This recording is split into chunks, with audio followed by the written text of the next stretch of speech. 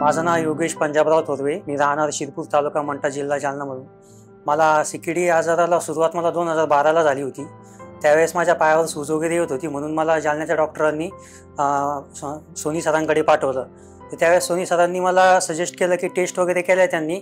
मग त्यांनी सांगितलं की तुला गोळ्या, त्यांनी मग मला गोळ्या दिल्या. पण गोळ्यावर मला जवळपास त्यांनी 2022-23पर्यंत मला गोळ्यावर रिकवर केलं. पण 2024ला माझा थोडा आजार वाढला. त्यानंतर मग म्हणजे ज्यावेळेस मला गोळ्या चालू होतं त्यावेळेस मी या 10 वर्षात माझी डिग्री कंप्लीट झाली. त्यानंतर MBA पण कंप्लीट करून घेतलं. मला त्यावेळेस गोळ्या चालू होतं त्यावेळेस काहीच त्रास नाही झाला. पण 2024ला मला थोडा माझा आजार वाढला. त्यानंतर मग सोनी सरांनी मला डायलिसिस करायचं सजेस्ट केलं. पण डायलिसिस सजेस्ट केल्यानंतर मग मी सरांना हो म्हटलं. पण मी डायलिसिस करायला लागल्यानंतर मला एकदम फ्री वाटत होतं. इथं मेडिकलवरला मी डायलिसिस करत होतो. मला म्हणजे असं वाटत पण नव्हतं मला की मला सीकेडी आजार आहे म्हणून.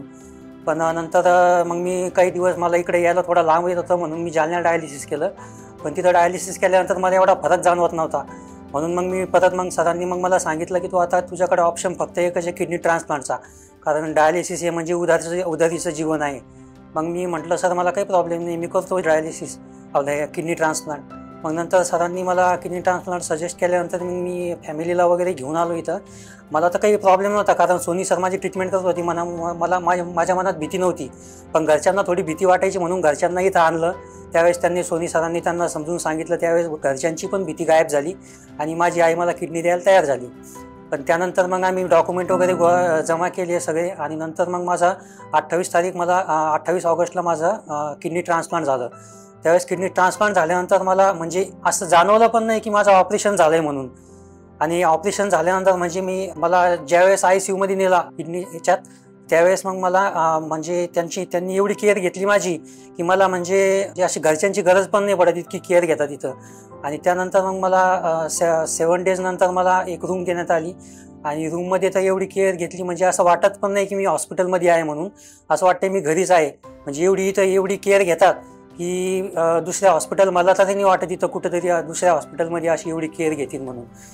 आणि परत आता मला एकदम फ्री वाटत आहे. आणि माझे रिपोर्ट वगैरे एवढे नॉर्मल आहेत की म्हणजे मला असं वाटत पण नाही की माझं ऑपरेशन झालेलं आहे. आणि ऑपरेशन झाल्यानंतर आता एवढं फ्री वाटत आहे की, आणि माझं जे फ्री राहण्याचं कारण आणि पॉझिटिव्ह राहण्याचं कारण हे फक्त सोनी सर आहेत.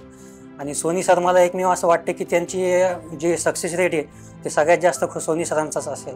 बस तुम्हाला एवढंच सांगतो की जर तुम्हाला सरांनी जे असं सांगितलं तसं करा. सरांना काही जास्त प्रश्न विचारू नका. सर जे आपल्याला चांगलं आहे तेच सांगतात. आणि जवळपास या हॉस्पिटलमध्ये पेशंटला कमी खर्चामध्ये होतं आहे सगळं. बाकी तुम्हाला CM फंड वगैरे सगळं भेटतं. कोणी जर समजा गरीब असेल तर त्यांना पण ट्रान्सप्लांट फाउंडेशनमधून मदत करतात. आणि या हॉस्पिटलमध्ये होईल तोपर्यंत पेशंटला खर्चापासून वाचवण्याचाच प्रयत्न करतात. आम्हाला खूप जास्त कमी खर्च लागलेला आहे इथं. आणि आम्ही बाकीचे पण पेशंट बघितले, त्यांना खूप असे 7-8 लाख रुपये खर्च लागतात. पण आमचं खूप कमी खर्चात झालेलं आहे. तुम्हाला एवढं सांगतो की तुम्हाला जर सरांनी जसं सांगितलं तसं करा. आणि तुम्हाला जर समजा डायलिसिस करायचं सांगितलं असेल तर भिवू नका. डायलिसिस म्हणजे असं एक प्रकारचं सलाईन दिल्यासारखंच असतं. ते त्याचे काही आपल्याला काही जाणवत पण नाही डायलिसिस होत आहे म्हणून.